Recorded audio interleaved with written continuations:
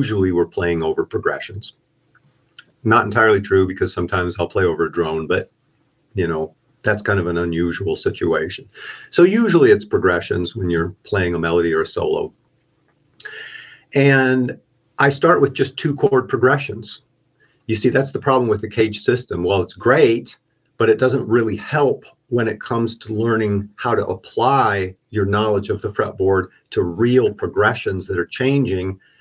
What you need is to learn how those progressions look at different points on the fretboard, where the triad shapes lie, learn the voicings of those triad shapes, and then as you play through them, as you move through them, you'll start to hear what we call voice leading.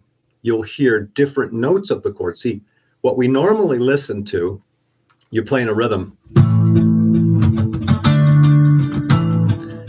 You hear root movement, and these shapes. So you pay attention to the roots, where they are, and you might hear that root movement.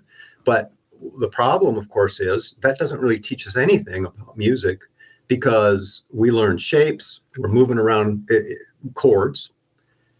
That's rhythm guitar. And then we have lead guitar, we have scales, we have patterns, we play licks. That's a completely different mindset and a different set of tools. And there's no relationship between the licks and the chords, because the chords are nothing but root movement with shapes attached. So you don't really understand how melody connects the two. And I don't care whether it's licks and they're fast, or whether it's slow and they're very melodic. It doesn't matter. It's all the same ideas. It's just a slightly different application. But that's the great weakness. And that's why we can't get the ideas of our head to the guitar. So this approach starts like this. I take a backing track and I just play a chord. It's an E and then a D. And then I do another E in another place and keep going. There's a D.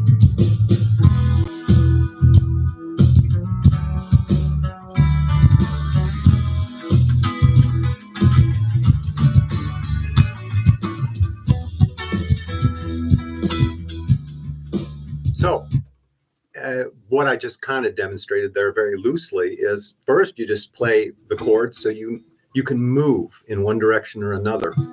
Now this, of course, we all know the E and the D.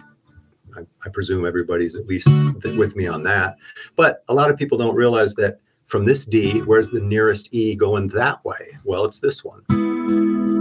Now I'm only on strings 2, 3, 4, and then D,